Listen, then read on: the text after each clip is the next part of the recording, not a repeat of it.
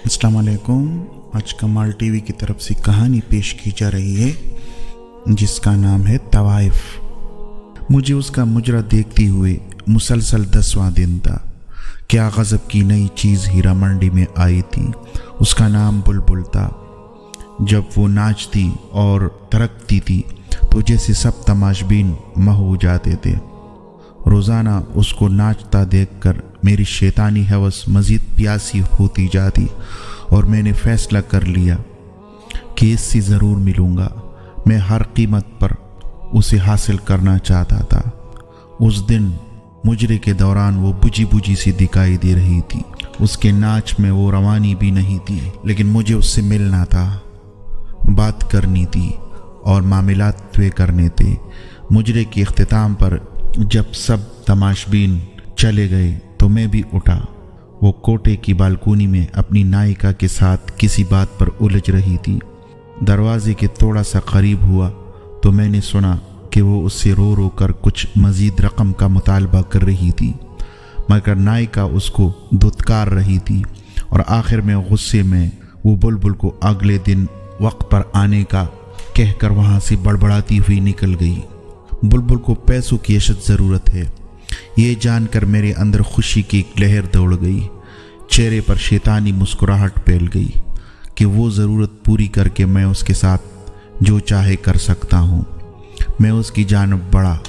उसका चेहरा दूसरी तरफ था और वो बुर्का पहन रही थी। पास जाकर जब मैंने उसे पुकारा तो वो मेरी तरफ मुड़ी। उसका चेहरा आंसू से तर और बर्फ़ की मानन ऐसे सफ़ेद था जैसे किसी ने उसका सारा खून निकाल लिया हो। उसकी ये हालत देखकर मैं चकरा सा गया और उससे पूछा कि क्या हुआ है, वो ऐसी क्यों रो रही है। मेरी तरफ देखते हुए वो चंद लम्हे खामोश रही और मेरे दोबारा पूछने पर गुटी गुटी आवाज़ में बोली, मेरी माँ मर गई। क्या? जब मुझे उसकी समझ नहीं आई तो वो बेख्तियार रोती हुई दोबारा बोली कि आज मेरी माँ मर गई। इस जवाब से जैसे मेरे मुंह को ताला लग गया। मेरी शैतानी हवस जिसको पूरा करने के लिए मैं उसकी जानब आया था मुझसे मीलों दूर भाग गई। तो तुम यहाँ क्या कर रही हो? मैंने गुस्से और हैरत से उससे पूछा। कफन दफन के पैसे नहीं है मेरे पास, इसलिए मैं मुजरा करने आई थी, मगर नायिका आज पैसे नहीं दे रही है। कहती हैं बहुत मंदी है। तमाशबीन कोटे पर नहीं आते, जो आते हैं वो पहले की तरह कुछ लुटाते नहीं। वो कह रही थी कि ईदी वालों से अपनी माँ के कफन दफन का इंतज़ाम करवा लो। इतना कहकर वो बुर्का पहनकर कोटे से बाहर निकल आई। मैं भी उसके पीछे चल पड़ा। मैं तुम्हारी माँ के कफन दफन का बंदोबस्त करता हूँ। वो चंद लम्हे मुझे मशकूक नज़रों से देखती रही और फिर खामोशी से मेरे साथ बैठ गई। गाड़ी टेक्साली से बाहर निकलती हुए मैंने बुलबुल से उसके घर का पता पूछा। वो इलाका मेरे लिए नया नहीं था, कई बार मैं वहाँ से गुजरा हुआ था। मैंने गाड़ी इस तरफ मोड़ दी। सारा रास्ता वो खामोशी से रोती रही। मेरे पास उसको तसल्ली देने के लिए अल्फाज भी नहीं थे। कुछ देर में हम बुलबुल के घर पहुँच गए। ये छोटा सा एक कमरे का घर था। सेन के बीच में चारपाई पर उसकी माँ की लाश एक गदले कंबल में लिपटी पड़ी थी। सहन में बल्ब की पीली रोशनी वहाँ बसने वालों और घर की हालत चीख चीख कर आया कर रही थी। चारपाई के पास दो बूढ़ी औरतें बैठी थीं। एक के गोद में 7-8 माह का बड़ा गोल मठोल और प्यारा सा बच्चा खेल रहा था। आधी रात होने को आई थी। जैसी ही बुलबुल घर में दाखिल हुई, वो बूढ़ी औरतें बच्चा उसे सौंपते और देर आने की वजह से नाराज़गी का इजहार करती हुई वहाँ से रुखसत हो गई। बुलबुल बच्चे को लेकर कमरे की तरफ गई। बच्चा बहुत बेकरार था और फिर वो उसकी छाती से लिपट गया जैसे सुबह से भूखा हो। क्या ये बुलबुल का बच्चा है? ये एक नया इंकशाफ था कि बुलबुल शादीशुदा भी है। चंद लम्हों बाद वो कमरे से बाहर आई। मुझे यूं ही खड़ा देखकर फिर कमरे में गई और एक पुरानी कुर्सी उठा लाई। सेठ जी, माजरत, मेरे घर में आपको बिठाने के लिए कोई चीज़ नहीं है। वो कुर्सी रखती हुई शर्मिंदगी से बोली। मैं सर हिलाती हुई उस कुर्सी पर बैठ गया। कुछ समझ में नहीं आ रहा था कि कहाँ से शुरू करूं। तुम्हारा असल नाम क्या है? बुलबुल। बलाखिर मैंने उससे पूछा। वो चुप रही, शायद बताना नहीं चाह रही थी। अफशां। मेरी दोबारा पूछने पर उसने आहिस्ता से कहा, बहुत अफसोस हुआ तुम्हारी माँ की वफ़ात का, और खामोश रही। तुम्हारा भाई बाप कोई है? उसने खामोशी से नहीं में सर हिलाया। ये बच्चा तुम्हारा है? उसने फिर खामोशी से हाँ में सर हिलाया। तुम्हारा शौहर कहाँ है? चंद लम्हों बाद वो बोली, छोड़ गया। तुम हीरा मंडी कैसे गई? तुम मुझे नाचने वाली तो नहीं लगती। अब वो नज़रें उठाकर मुझे देखती हुई बोली, सेठ जी किस्मत वहाँ ले गई। घर में कोई मर्द नहीं था, एक बीमार माँ और बच्ची की जिम्मेदारी। कहीं और काम नहीं मिला तो नाचती हुई भी मजबूरन ये रास्ता इख्तियार करना पड़ा। कुछ अरसे तक नायिका ने नाच गाना सिखाया, फिर धंधे पर बैठा दिया। मुझे मुजरा करने के रोज़ाना 200 रुपये देती है, और साथ में तमाशबीनों का बचा कचा गाना जो घर ला के अपनी माँ को खिलाती हूँ और ख़ुद भी खाती हूँ।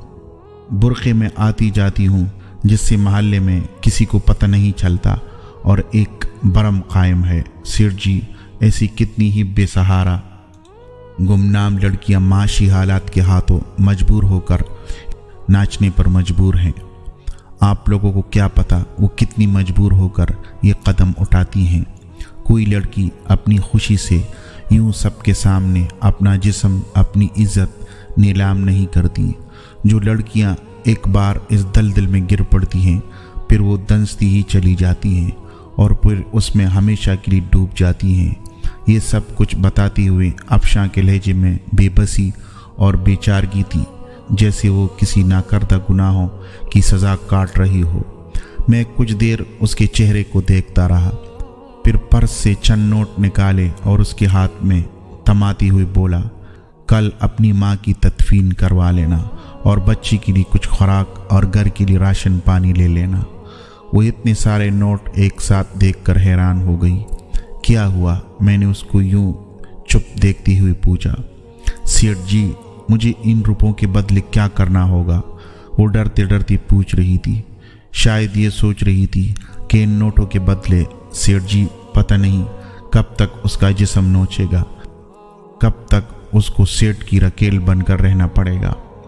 उसकी बात सुनकर मुझे अपने आप से नफरत हुई कि मैं ख्वाहिश करने लगा कि ज़मीन पट जाए और मैं उसमें समा जाऊं। मुझे एहसास हुआ कि मैं ज़िल्लत और अपनी किरदार की पस्ती की आखिरी हद को छू रहा था। मैं इस बेहस मुआशरे में एक तन्हा और बेसहारा लड़की की मदद कर रहा था, मगर वो उसको भी एक डील के तौर पर समझ रही थी। शायद जहाँ से मैं उठ कर आया था वहाँ पर जाने वाले लोगों से बग़ैर किसी वजह की मदद की तवक्को नहीं की जाती। तुम्हें मनी आर्डर मिल जाया करेगा। तुमने करना बस ये है कि ये जो बच्चा तुम्हारी गोद में है उसकी तरबियत ऐसे करो कि एक दिन बड़ा होकर तुम्हारा सहारा बन सके।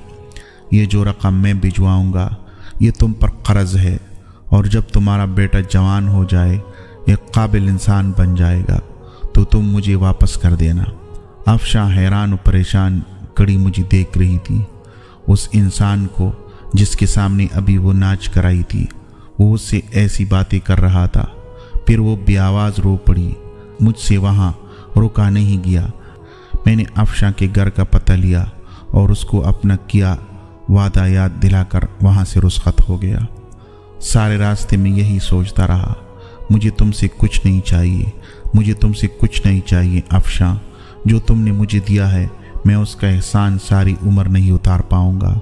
तुमने मुझ में दफन उस इंसानियत को जगा दिया जो मैं दौलत और शैतानी हवस के नीचे दबा कर मार चुका था। तुमने मुझे फिर से इंसान बनाया है अफशां।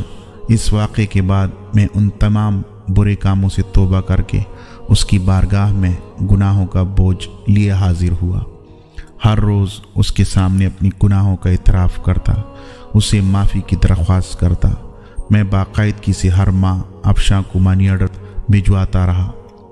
कई दफ़ा दिल किया मैं उस मसीहा को मिल कर आऊँ जिसकी वजह से मुझे उन तमाम गुनाहों और बदकारियों से नजात मिली है, मगर हर दफ़ा एक शर्मिंदगी आड़े आती रही कि कभी मैं अपनी शैतानी हवस के लिए उसका प्यासा था और फिर वक्त गुजरता चला गया। दिन महीनों में बदलने लगे और महीने सालों में तब्दील होते गए, मगर मैं अफशा को भूला नहीं था। वो भी मेरी तरह बूढ़ी होगी और उसका बेटा भी जवान हो गया होगा, पता नहीं किसी काबिल बना होगा, अपनी माँ का सहारा बना होगा कि नहीं। मेरे बच्चे जवान हो गए थे। ज़िंदगी उतार चढ़ाव के साथ साथ मुसलसल चल रही थी। एक शाम छुट्टी के दिन जब मैं अपने घर में मौजूद था, मुलाजिम ने आकर मुझे बताया कि एक औरत और उसके साथ एक जवान लड़का आपसे मिलने के लिए आए हैं। कौन है? मालूम नहीं साहब, पहली बार उनको देखा है, मुलाजिम ने मुअद्दबाना लहजे में जवाब दिया। अच्छा, उन्हें ड्राइंग रूम में बिठाओ, मैं आ रहा हूँ। कौन हो सकता है, यही सोचती हुई मैं ड्राइंग रूम की तरफ बढ़ा। एक औरत पुरनूर चेहरे के साथ सफ़ेद बड़ी चादर में खुद को छुपाए हुए हाथ में एक पुरानी सी डायरी लिए खड़ी थी और उसके पीछे अच्छे कपड़ों में मलबूस एक बड़ा हैंडसम नौजवान खड़ा था। उस लड़के को मैं जानता था, वो हमारे इलाके का नया डीएसपी अहमद था। सलाम सेठ जी, मैं अफशा हूँ और ये मेरा बेटा अहमद। जो ही उसने अफशा का नाम लिया, मेरे जहन में उसका माजी का चेहरा घूम गया और फिर मुझे पहचानने में देर नहीं लगी कि वो अफशा थी। आप मुझे पहचान गई हैं ना? मैंने सर हिलाते हुए कहा हाँ, और उनको बैठने का इशारा किया। अफशा फिर अपने बेटे से मुखातिब होकर बोली, अहमद बेटा, यही है मेरे मसीहा जिनकी बदौलत तुम्हारी माँ गंदगी के दलदल में गिरती गिरती निकली, और यही है जो तुम्हारी पढ़ाई का तुम्हें यहाँ इस मकाम तक लाने का ज़रिया बना। मैं उनको जानता हूँ अम्मी जान, उनका शुमार इलाके के मोअज़्ज़ज़ तरीन अफराद में होता है, मगर मैं ये नहीं जानता था कि मुझे इस मकाम पर लाने में उनका किरदार सबसे अहम है। जिस तरह आप हम बेसहारा और बेकस लोगों की ज़िंदगी में मसीहा बनकर आए, उसका एहसान हम कभी नहीं भूलेंगे। बड़ी मशकूर नज़रों से देखता हुआ बड़ी आजिज़ी से बोल रहा था। ऐसे कहकर आप लोग मुझे शर्मिंदा मत करें। मैंने अफशा की तरफ देखते हुए कहा। आज उसको पुकारती हुए बेख्तियार मेरे मुंह से अफशा बहन निकल गया। मैं खुद हैरान था, मगर ये सच था। अफशा सोफे से उठी और आगे बढ़कर पुरानी सी डायरी मुझे तमाती हुई कहने लगी, सेठ जी, इसमें वो तमाम हिसाब दर्ज हैं। मेरी माँ की तदफीन से लेकर आपके आखिरी मनी आर्डर तक मैंने एक एक पाई का हिसाब रखा। आपके दिए हुए पैसों का अमानत के तौर पर इस्तेमाल किया, अपने बेटे को एक काबिल इंसान बनाया। आपने मुझे 22 साल पहले कहा था कि ये कर्ज है और तब वापस करना जब तुम्हारा बेटा एक काबिल इंसान बन जाए। कुछ लम्हे खामोश रहने के बाद अफशा फिर सी बोली, सेठ जी, आज वो वक्त आ गया है। मैं आपके एहसानों का बोझ तो नहीं उतार सकती, मगर जो पैसे आपने मुझे दिए थे, मेरा बेटा वो ज़रूर उतारेगा, और आपसे दरख्वास्त है कि आप इनकार मत करें। मैं अफशा को बड़ी तहसीन नज़रों से देख रहा था। आखिर उसने वो कर ही दिखाया। यकीनन कौल व इकरार को निभाना, वादे पर कायम रहना एक अच्छे किरदार के हामिल इंसान की बड़ी निशानी है। ये सब सुनकर मेरे दिल में उसकी इज़्ज़त और इख्तिराम और बढ़ गई। मैंने तुमको बहन कहा है अफशा, बहन, और मैं कैसे तुमसे ये पैसे ले सकता हूँ? मुझे यूँ शर्मिंदा मत करो। मेरे रुके रुके अल्फाज में पैसे न लेने की माजरत छुपी थी, मगर वो बज़िद थी। मुझे उसके सामने हार माननी पड़ी और वो तमाम पैसे जो मैं उसको मनी ऑर्डर की सूरत में बेचता था, उसको वापस लेने की हामी भरनी पड़ी। फिर वो दोनों मुझे अपने नए घर का पता देकर और आने की ताकीद करके चले गए। इरम, मैंने तुम्हें किसी से मिलवाना है, मेरे साथ चलोगी? शाम को मैंने अपनी बेगम से कहा। क्यों नहीं चलूँगी, मगर कौन है और किस सिलसिले में मिलना है? बेगम ने सवालों की बौछार कर दी। मैंने रूबी बेटी के लिए एक लड़का पसंद किया है, तुम मिल लो اگر تم کو پسند آ جائے تو پھر اس کے بعد روبی سے بات کر لینا۔ میں نے مختصراً لفظوں میں اسے وجہ بتائی۔ اگلے دن میں اور میری بیگم ارم افشاں کے گھر میں تھے۔ ارم کو بھی احمد بہت پسند آیا۔ ہم نے پھر افشاں سے احمد اور روبی کے رشتے کی بات کی۔ افشاں کو بھلا اس سے کیا اعتراض ہو سکتا تھا؟ وہ پولے سے نہیں سما رہی تھی، اور یوں میری بیٹی کا رشتہ افشاں کے بیٹے احمد سے طے ہو گیا۔ وہ تعلق جو ایک طوائف اور تماشبین جیسے گندے رشتے سے شروع ہوا تھا، اس کا اختتام ایک نہایت مہذب رشتے کی شکل میں ہوا۔ یہ سچ ہے کہ ہر انسان کو قدرت سدھرنے کا موقع ضرور دیتی ہے۔